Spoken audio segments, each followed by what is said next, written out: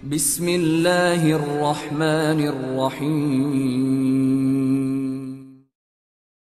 Hilangnya berkah dalam rumah. Apa penyebabnya? Ma'asyiral muslimat yang dimuliakan Allah Azza wa Jalla, tentu setiap kita pasti menginginkan di dalam rumah itu ada kebaikan. Dan tidak ada yang mau di antara kita dalam rumah itu penuh dengan keburukan. Dan kebaikan dalam rumah itu tentu karena banyaknya berkah yang terdapat dalam rumah kita. Makanya ketika banyak berkah dalam rumah kita, secara otomatis rizki akan melimpah. Baik rizki secara harta, rizki secara iman, rizki secara ilmu, pasangan, keturunan, dan begitu seterusnya. Ketika berkah itu muncul di rumah kita, maka semua akan kita dapati. Tetapi sebaliknya, ketika dalam rumah itu tidak ada keberkahan lagi di dalamnya, maka pasti akan banyak terjadi masalah. Suami bertengkar dengan istri, istri bertengkar dengan suami, anak pula bermasalah, ataupun mungkin rumah rusak-rusak gitu ya. Pokoknya tidak ada ketenangan hidup dalam rumah itu jadinya. Lah apa penyebabnya? Inilah yang kita akan bahas di pagi hari ini. Sebab hilangnya berkah di dalam rumah. Ma'asyiral muslimat yang dimuliakan Allah Subhanahu wa taala, yang pertama, karena para penghuni rumah itu sudah mulai meninggalkan membaca Al-Quran. Kalau dalam rumah tidak ada yang membaca Al-Quran atau mulai Al-Quran ditinggalkan, maka Nabi SAW mengatakan, la taj'alu buyutakum maqabir. Janganlah kalian jadikan rumah-rumah kalian seperti kuburan. Kenapa demikian? Inna syaitan yanfiru minal baitil ladhi tuqra'u fihi suratul baqarati. Karena setan itu akan lari dari rumah yang dibacakan padanya surah Al-Baqarah. Maknanya kalau kita tidak membaca surah Al-Baqarah, berarti di rumah itu banyak setannya tuh. Ya tentu bukan hanya dikhususkan dengan Al-Baqarah setiap hari kita baca. Al-Quran secara umum itu mendatangkan barakah. Makanya Allah Subhanahu wa taala mengatakan di dalam Al-Quranul Karim, wa hadza kitabun anzalnahu mubarakun musaddiqul ladzi baina yadayhi. Dan inilah Al-Quran, kata Allah, kami turunkan mubarak, di dalamnya penuh dengan berkah-berkah. Makanya kalau penghuni rumah itu banyak membaca Al-Quran, maka ibu akan rasakan pengaruh berkah Quran itu dalam rumah. Dan itu pernah saya dengar sendiri gitu kan, dari salah satu ikhwan kita.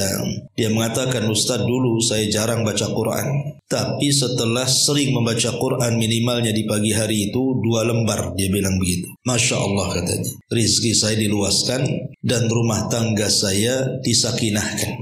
Ya kita tidak heran dia mengatakan seperti itu, karena juga secara dalil dari Al-Quran dan Sunnah, memang Quran itu membawa berkah. Ini yang pertama.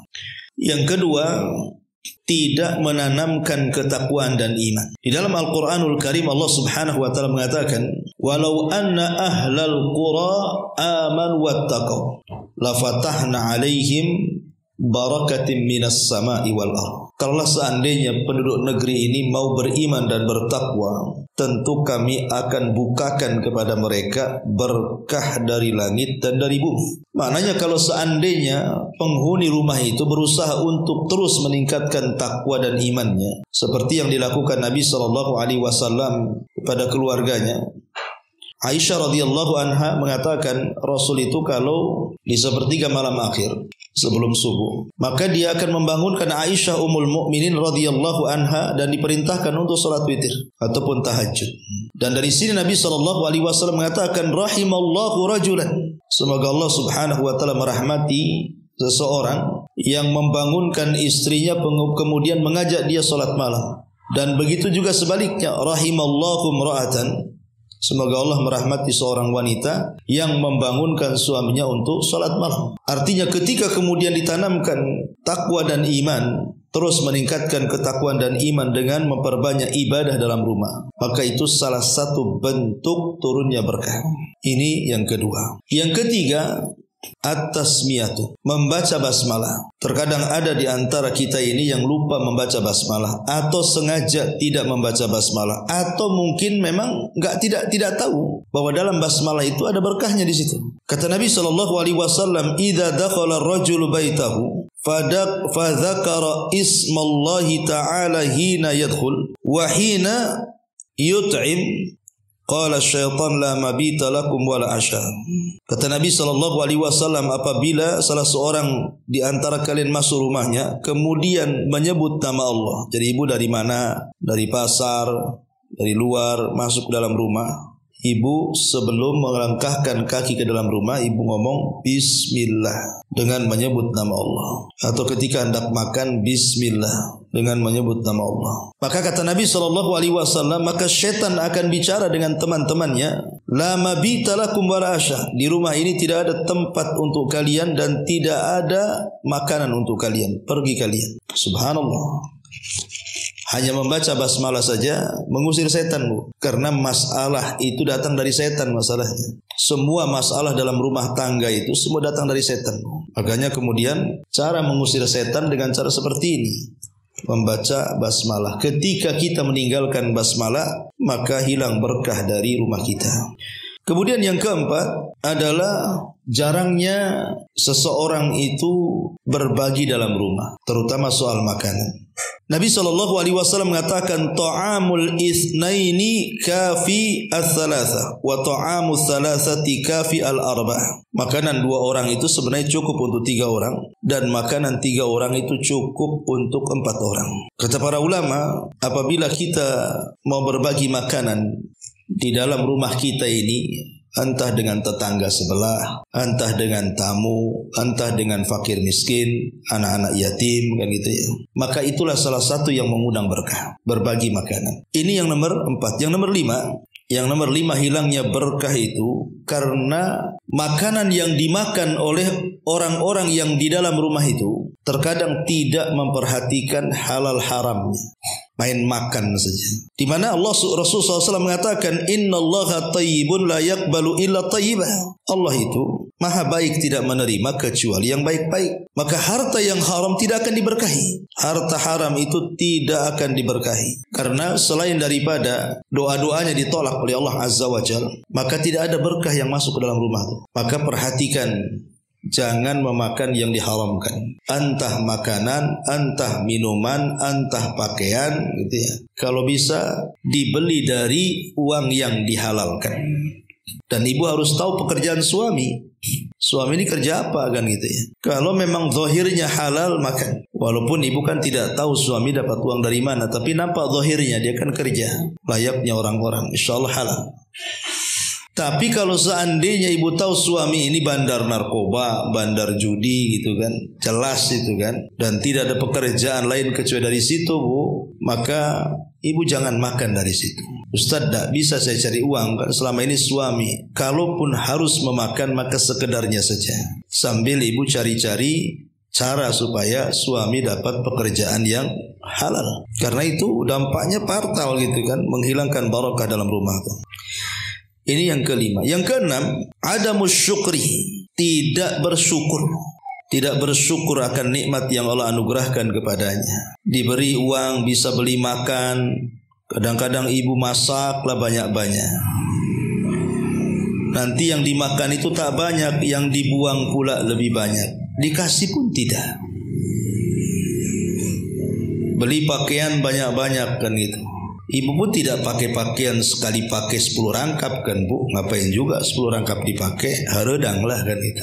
Terkadang ada yang mungkin 10 tahun yang silam itu gak pernah dipakai-pakai, ya ngapain coba? Pakaian 10 tahun dalam lemari itu kasihkan orang lah kalau memang gak dipakai. Kadang-kadang kita ini tidak bersyukur, memubazirkan sesuatu, membuang makanan, membuang minuman, membuang uang dan begitu seterusnya. Ini hilang berkahnya nanti. La in syakartum la azidannakum wa la in kafartum inna adzabi lasyadid. Kalau kalian bersyukur, tambah nikmatku. Tapi kalau kalian kufur, kusediakan azabku, kata Allah.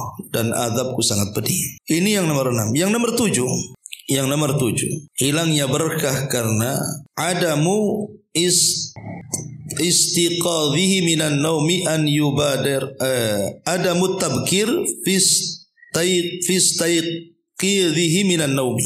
Tidak berpagi-pagi ketika bangun dari tidur. Sudah saya jelaskan apabila kita menjelaskan tentang keutamaan 1 jam setelah subuh kan Bu. Nabi SAW mengatakan, Allahumma barik li ummati fi bukuriha. Ya Allah, berkahi umatku di waktu paginya. Karena waktu pagi adalah waktu berkah. Jangan sampai ketika berkah turun kita tidur. Jangan sampai ketika berkah turun kita pula lalai. Manfaatkan waktu turunnya berkah itu dengan berzikir, berdoa, baca Quran kan itu kan. Supaya ketika turun berkah itu betul-betul kita dapat berkah. Makanya Imam Ibnul Qayyim rahimahullahu taala mengatakan, orang yang membiasakan tidur setelah subuh sampai terbit matahari, hilang berkah. Hilang berkah dalam keluarganya, hilang berkah dalam kehidupannya, hilang berkah dalam pekerjaannya. Dan nanti akan banyak masalah dalam hidupnya. Makanya jangan sampai kemudian kita melalaikan waktu yang jelas-jelas berkahnya itu.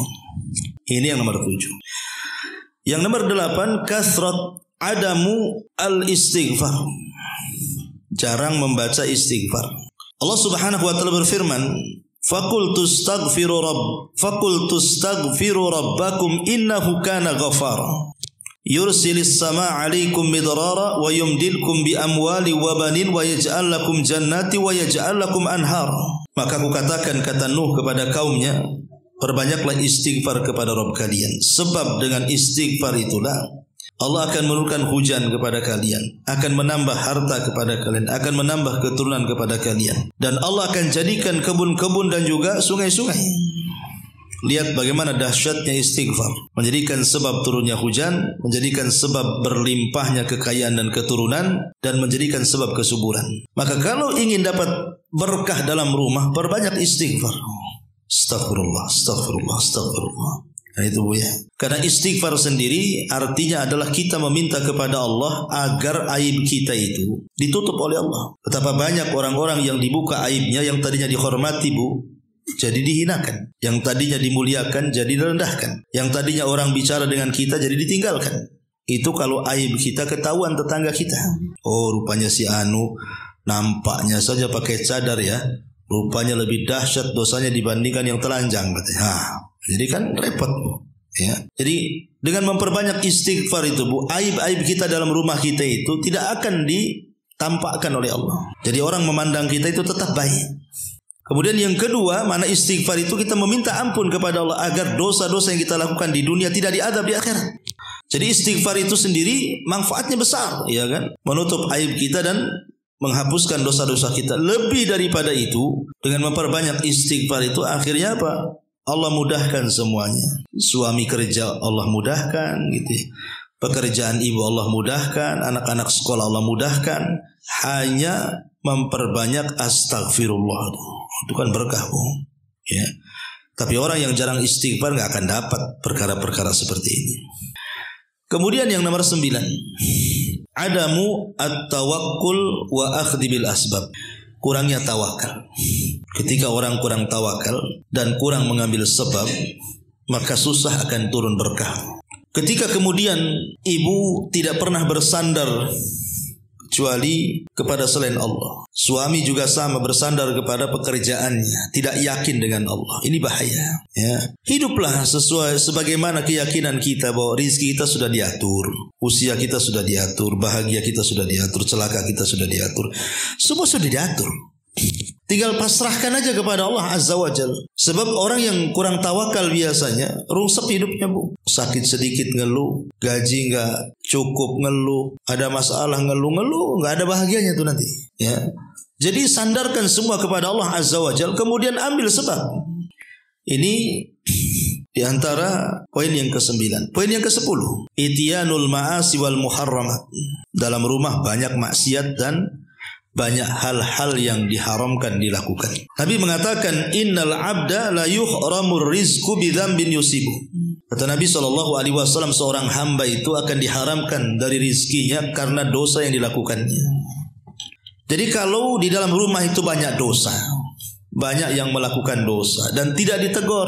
Terutama kepala rumah tangganya tidak punya kecemburuan kepada keluarganya. Anaknya buka aurat ya biarin saja, nggak sholat ya dibiarin saja, kena pergaulan bebas ya tenang-tenang saja.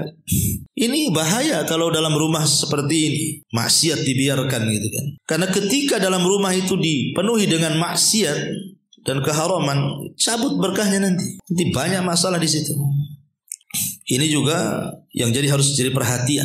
Kalau bisa jangan banyak maksiat di dalam rumah. Kemudian yang nomor 11, bakhil wa adamu al-infaq. Bakhil, tidak mau infak, tidak mau sedekah. Padahal setiap hari itu Bu, malaikat itu datang. Kemudian malaikat itu akan ngomong, Allahumma a'ti mumfikan khalafa wa a'ti mumsikan talafa. Ya Allah, kalau penghuni rumah ini hari ini dia berinfak, tambah rizkinya ya Allah. Ya Allah, kalau hari ini penghuni rumah itu bakhil, tidak mau berinfak, hancurkan saja hartanya ya Allah. Ini yang ngomong malaikat Bu.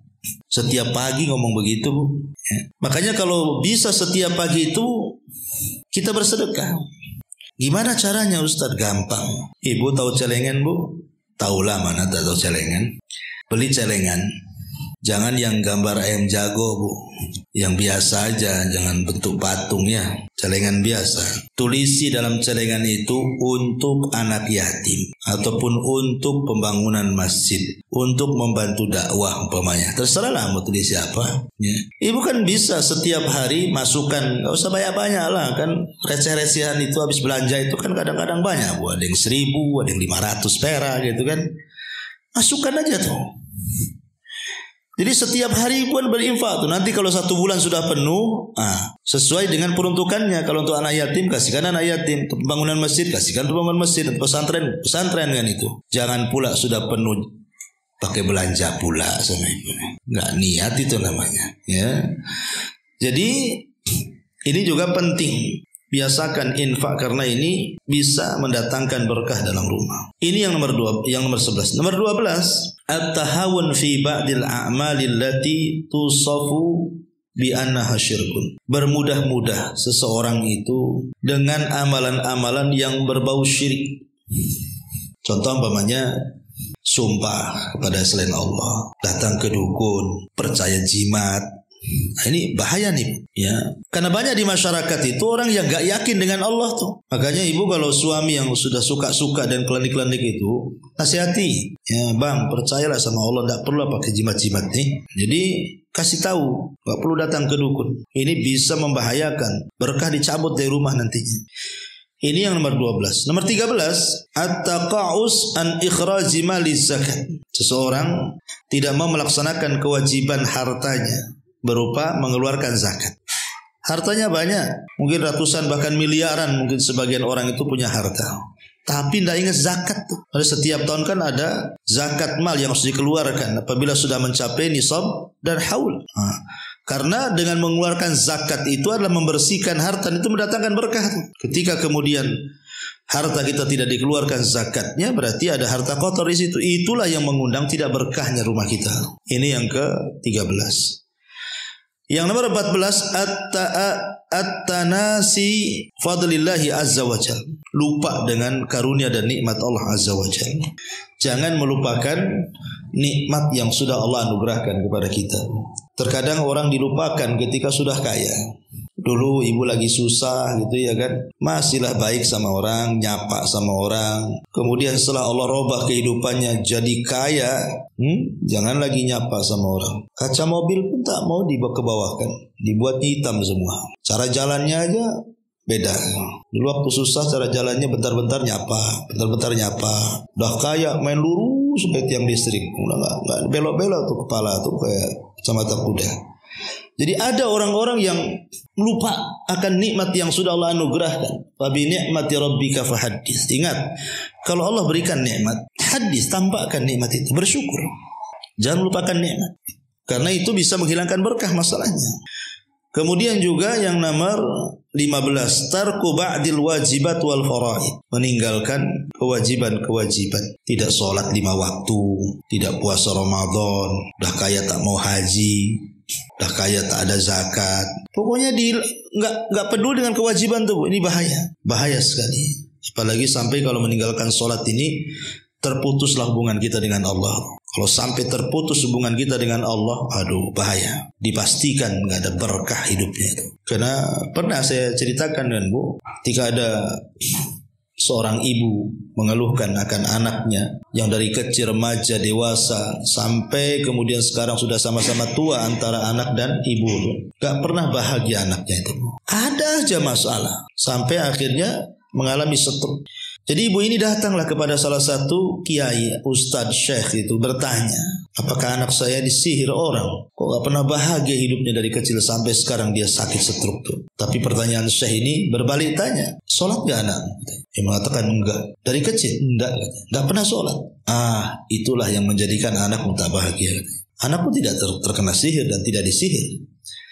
Anakmu tidak bahagia itu karena anakmu tidak sholat. Kemudian Syekh ini mengatakan, Bu, tahu enggak apa itu sholat? Sholat itu hubungan kita dengan Allah. Ketika kita masih sholat berarti tali itu masih terhubung dengan Allah. Ketika kemudian kita meninggalkan sholat berarti putuslah tali itu dengan Allah. Ketika putus tali dengan Allah, mungkin Allah menolong kita. Talinya aja dah putus. Ya. Coba bayangkan, orang yang meninggalkan sholat tuh, Bu, pertama bangun saja sudah dilaknat. Dia bangun subuh, meninggalkan sholat subuh, dilaknat. Kemudian duhur, gak melaksanakan duhur, dilaknat. Kemudian sore gak melaksanakan asar, dilaknat. Kemudian menjelang malam tidak melaksanakan maghrib, dilaknat. Kemudian sebelum tidur gak melaksanakan isya, dilaknat. Bayangkan dari mulai bangun sampai tidur hidupnya dilaknat. Cemana orang kayak gini dapat kebahagiaan katanya. Maka selamanya orang yang meninggalkan kewajiban itu tidak akan diberkahi. Maka jangan tinggalkan kewajiban. Kemudian yang nomor 16, birrul walidain, berbuat baik kepada kedua orang tua dan juga menyambung hubungan dengan kerabat. Karena Nabi SAW mengatakan, man sarrahu an yubsata lahu fi rizkihi wa yunsa'alahu fi atharihi falyasir rahimahu. Siapa yang hendak diperbanyak rizkinya, dipanjangkan umurnya, hubungkan silaturahim. Dan itu menunjukkan berkah. Ya, menunjukkan berkah ketika rizki kita diperbanyak, usia kita dipanjangkan, kan berkah. Ya. Ini yang nomor 16. Yang nomor 17, ad-du'a binailil barakati. Teruslah berdoa. Banyak-banyak berdoa, terutama di waktu-waktu mustajab. Ya Allah, berkahilah hidup saya, suami saya, anak-anak saya, harta saya. Terus begitu berdoa, minta berkah. Karena doa itu silahul mukmin, senjatanya orang yang beriman. Kemudian yang nomor 18, biasakan mengucapkan salam, Bu, kalau masuk rumah tuh. Ustaz, di rumah nggak ada siapa-siapa. Apa perlu mengucapkan salam? Perlu. Ibu dari pasar masuk rumah, tahu di rumah kosong nggak ada apa-apa, nggak apa-apa. Assalamualaikum, gitu ya. Nggak ada yang jawab, Ustaz, nggak apa-apa. Kalau ada yang jawab masalah nanti.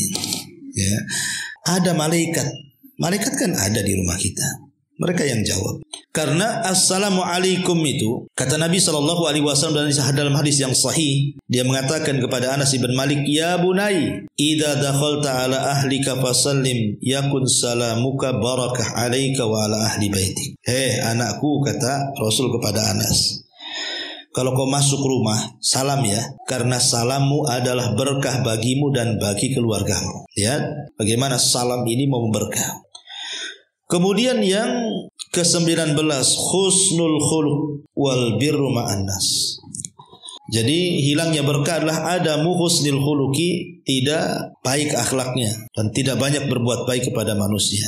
Karena orang yang tidak baik akhlaknya, Bu, pasti tidak disukai orang, Bu. Pokoknya ibu suka mencaci, memaki, melaknat itu kan. Suka nyakiti orang. Pasti orang yang disakiti itu pasti akan mendoakan keburukan kepada ibu kan. Mati aja lah ibu itu. Kenapa?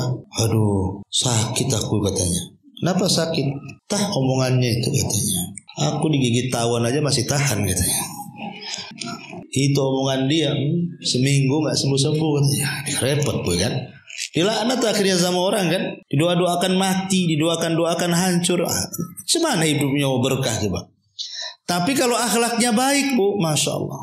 Jangankan hidup, mati aja dipuji-puji orang. Sayang ya, itu orang baik loh. Kenapa? Apa memang orang baik memang cepat mati ya? Nggak ada gitu Ibu ya. Kenapa nggak tetangga sebelah aja tuh yang mati itu? Kenapa? Wah itu pantas untuk mati. Tapi kok tak mati-mati pula katanya. Subhanallah kan. Ya, jadi ini penting Bu. Akhlak yang baik itu membawa berkah. Kemudian juga yang nomor 20, adamu husni tadbiril waqti wa tanzimi mimma yuaddi ilal barakati fi. Tidak menata waktu. Ibu hidupnya serabutan bahasanya. Kalau ibu bisa menata waktu, ibu saya harus bangun nih. 2:30 saya harus bangun. Pasang alarm, bangun. Kemudian nanti selepas subuh saya nggak akan tidur baca Quran. Nanti jam sekian nanti saya harus sholat duha. Nah gitu maksudnya menata waktu. Ini kalau orang menata waktu Bu, berkah hidupnya. Tapi kalau orang serabutan hidupnya, ya waktu itu ya datang pergi ya seolah-olah nggak ada faedah bagi dia. Pada Allah Subhanahu wa taala banyak bersumpah dengan waktu dalam Quran itu. Sebenarnya waktu itu sesuatu yang sangat luar biasa bagi seorang mukmin. Karena lewat saja 1 hari tidak bisa dibalikkan. Sementara 1 hari yang akan datang belum tentu kita dapat. Yang memungkinkan ya sekarang ini yang kita hadapi. Kira-kira apa yang bisa kita lakukan? Ma'asyiral muslimat yang dimuliakan Allah Azza wa Jalla. Ini yang ke-20. Yang 21, ziaratil ahli wal asdiqa. Biasakan berziarah, mengunjungi keluarga, kerabat yang dekat-dekat lah kan ya. Karena ini bagian daripada silaturahim, dan tadi keutamaan silaturahim menambah harta dan juga usia. Kemudian yang nomor 22, adamu ta'widil lisan ala kasratil hamdi wa syukri lillahi ala ni'amihi allati la tu'addu wa la tuhsa bil istimrar. Tidak membiasakan lisannya memperbanyak alhamdulillah wa syukru ala ni'matihi, dan syukur kepada nikmat. Jadi kalau bisa Bu, apapun Bu, ucapkan alhamdulillah. Sedikit banyak alhamdulillah. Ibu sakit, alhamdulillah. Ibu sehat, alhamdulillah. Ibu susah, alhamdulillah. Ibu senang, alhamdulillah. Ibu seret, alhamdulillah. Ibu lapang, alhamdulillah. Alhamdulillah ala kulli hal. Katakan alhamdulillah. Karena orang yang suka membaca alhamdulillah ini mendatangkan berkah. Gimana Ustaz? Masa sakit alhamdulillah, susah alhamdulillah. Bukan alhamdulillah karena sakitnya, bukan alhamdulillah karena susahnya. Maksudnya alhamdulillah karena sakit itu karena kita memandang orang lain. Alhamdulillah, saya kan baru sakit gigi Ustaz, tetangga ginjal. Nah, gitu maksudnya kan. Itu maksudnya mensyukuri nikmat yang masih ada. Alhamdulillah ya suami saya masih bisa bekerja lah walaupun kena PHK. Itu yang sebelah itu udah 5 tahun tak kerja-kerja itu. Jadi kita bersyukur, maksudnya seperti itu. Itu yang dimaksud mengucapkan memperbanyak alhamdulillah itu. Kemudian juga memperbanyak hilangnya berkah itu karena adamul amanati wasidqi, hilangnya amanah dalam keluarga, hilangnya kejujuran dalam keluarga. Ketika suami sudah tidak amanah menjadi kepala rumah tangga, ketika istri sudah tidak amanah menjadi istri, tidak tahu hak dan kewajibannya, ketika kemudian anak-anak yang merupakan titipan juga dibiarkan tidak ada amanah untuk menjaga mereka, mendidik mereka, membesarkan mereka dan begitu seterusnya.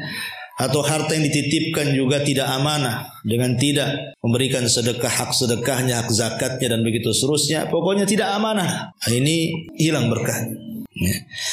Kemudian juga yang nomor 24, at-ta'amul birriba. Banyak memakan harta riba. Kalau di dalam rumah itu banyak makan riba Bu, bermuamalah dengan riba, itu hilang berkahnya tuh. Makanya Allah Subhanahu wa taala ketika bicara soal riba, Allah mengatakan apa? Yamhaqullahu riba wa yurbis shadaqah. Allah akan menghilangkan berkah riba dan Allah akan memberkahi sedekah. Hilang berkahnya. Maka sebisa mungkin hindari perkara-perkara riba. Kemudian yang nomor 25, al-adamul qanaati war ridha. Tidak qanaah, tidak redha. Maksudnya tidak qanaah, tidak redha itu. Dia selalu mengeluh dari pemberian Allah, selalu mengeluh. Suami mungkin kerjanya ya supir taksi, ojek online, GoFood atau apa gitu kan. Kebetulan hari itu hujan, tak dapat banyak, ngomel-ngomel pula istri. Kok tak pandai cari kerja Bang ya? Kok dapat sedikit hari ini? Pasti kau malas-malas. Pasti kau tidur di sana ya. Nah, itu kadang-kadang ada istri yang seperti itu. Dia tidak qanaah, harusnya kan bersyukur, alhamdulillah lah Bang. Hujan-hujan pun masih dapat 10 juta. Ya kan? Harusnya kan gitu Bu. Banyak bersyukur. Ini enggak kan gitu ya. Ya, kalau qanaah itu Bu, insya Allah berkah hidupnya, ditambah nanti. Ya, dan redho gitu ya.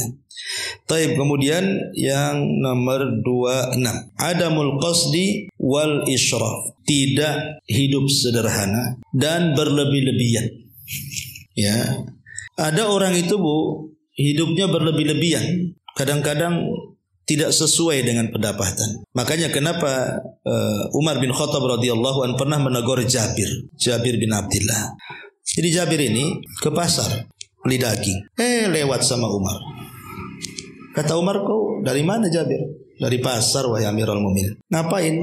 Beli daging. Kata Umar, apakah setiap yang kau inginkan kau beli? Apakah setiap yang kau inginkan kau harus beli? Katanya. Jangan seperti itu. Ya. Lah ini ucapan Umar bin Khattab, apakah setiap yang kau inginkan kau beli? Ini sindiran. Harusnya ucapan Umar ini bukan kepada Jabir, tapi ke ibu-ibu harusnya.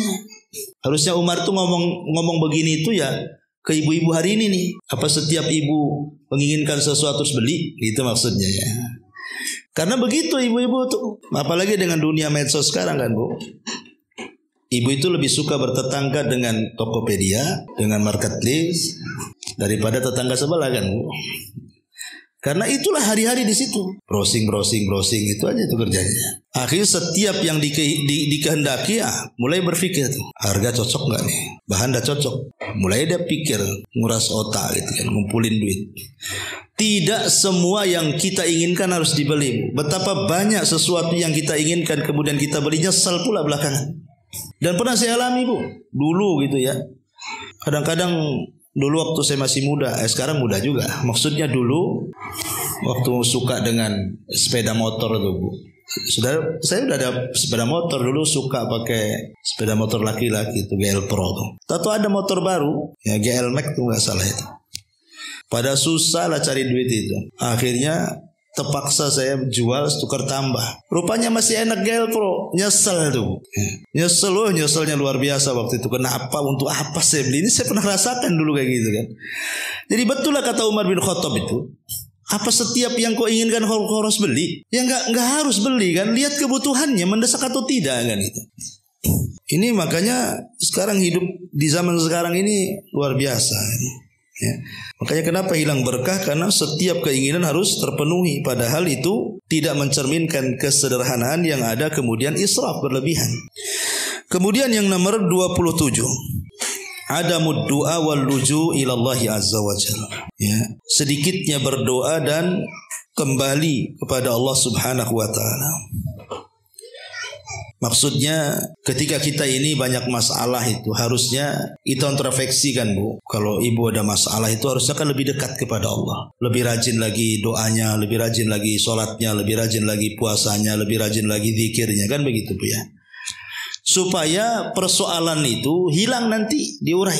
Yang ada enggak, kalau ada masalah itu tidur aja ibu. Atau jalan kemana gitu kan. Salah, kalau ada masalah harusnya perbanyak ibadah.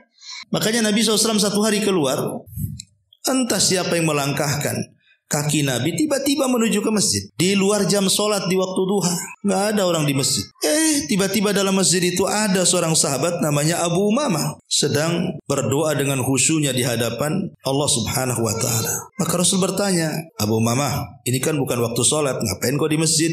Kata Abu Umamah, humumun lazimatni wa duyunun ya Rasulullah. Stres wahai Rasul, banyak utang wahai Rasul. Tapi lihat bagaimana Abu Umamah. Dia tahu dia sedang stres, dia tahu dia banyak utang. Dia nggak kemana-mana, dia tahu yang bisa menyelesaikan Allah. Makanya dia ke masjid, dia berdoa di situ. Tiba-tiba doanya dikabulkan, digerakkan Rasul yang tidak ada niat ke masjid jadi ke masjid untuk menemui Abu Umamah. Kemudian Nabi SAW mengatakan, ya Abu Umamah, mau nggak ku ajarkan kepadamu beberapa kalimat. Kalau kau baca di pagi hari dan kau baca di sore hari, kupastikan stresmu hilang, hutangmu terlunasi gitu. Kata Abu Umamah, oh senang kali Rasul. Ajarkan kalimat-kalimat itu. Maka Rasul sallallahu alaihi wasallam mengajarkan, idza asbahta wa idza amsayta faqul Allahumma inni a'udzubika minal hammi wal hazani wa a'udzubika minal ajzi wal kasali wa a'udzubika minal jubni wal bukhli wa a'udzubika min ghalabati daini wa qahri rijal. Katakan ya Abu Umamah di pagi dan sore hari, Ya Allah, aku berlindung dari kesedihan dan kegalauan. Aku berlindung dari kelemahan dan kemalasan. Aku berlindung dari kepengecutan dan kebakhilan. Aku berlindung dari dikalahkan manusia dan dari hutang-hutang. Kata Abu Mama, semenjak aku amalkan pagi petang. Kata dia, demi Allah, dhahabat anni hammi wa qadha anni daini. Hilang stresku, terlunasilah hutang-hutangku. Lihat. Itulah pentingnya kembali. Kalau kita lagi ada masalah itu kembali kepada Allah, rajin ibadah supaya Allah carikan jalan keluar, dan itu bentuk berkah ya. Kemudian yang nomor 28, ada muzikri. Dicabutnya berkah itu karena kita kurang zikir Bu. Karena Nabi SAW yang mengatakan mathalu al-bait.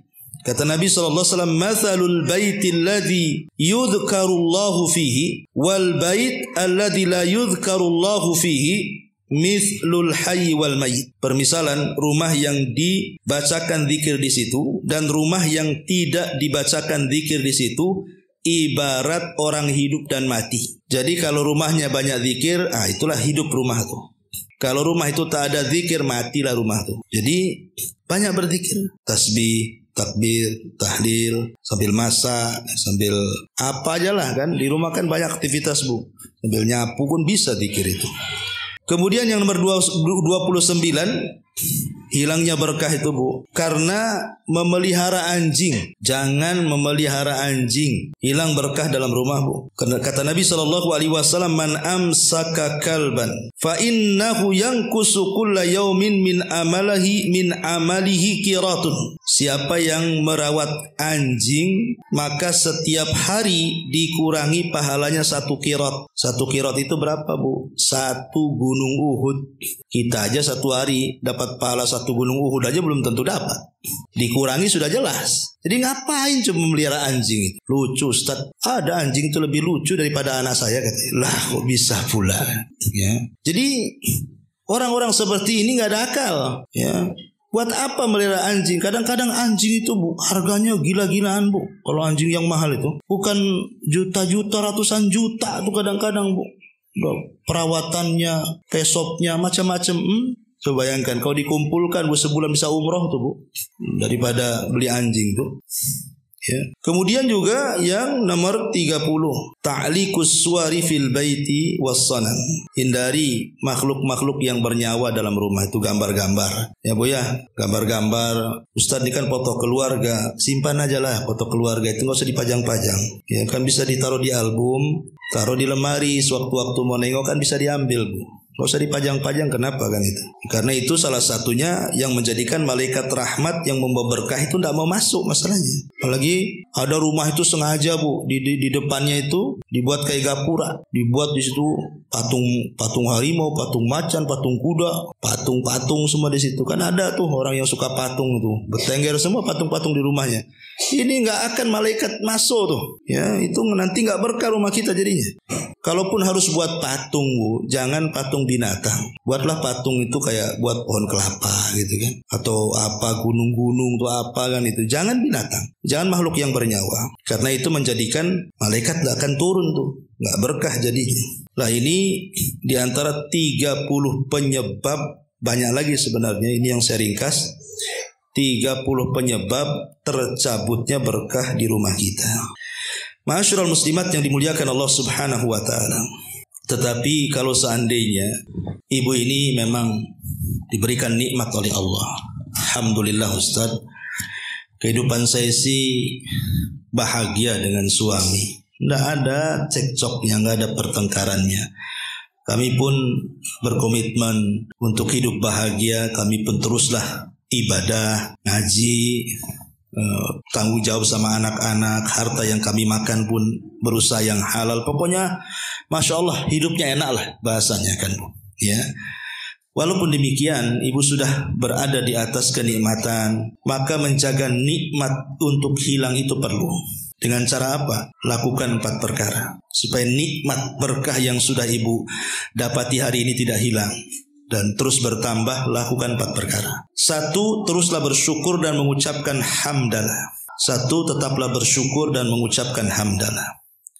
Yang kedua, teruslah beradab dengan zat pemberi nikmat, beradab dengan Allah, ya, dengan melaksanakan perintah dan menjauhi larangan. Kemudian yang nomor 4, teruslah di atas ketaatan kepada Allah Azza wa Jalla. Kemudian yang nomor 3, teruslah di atas ketaatan. Dan yang nomor 4, jangan lupa bentengi nikmat-nikmat supaya tidak ada yang hasad dengan kita dengan zikir dan doa. Bentengi.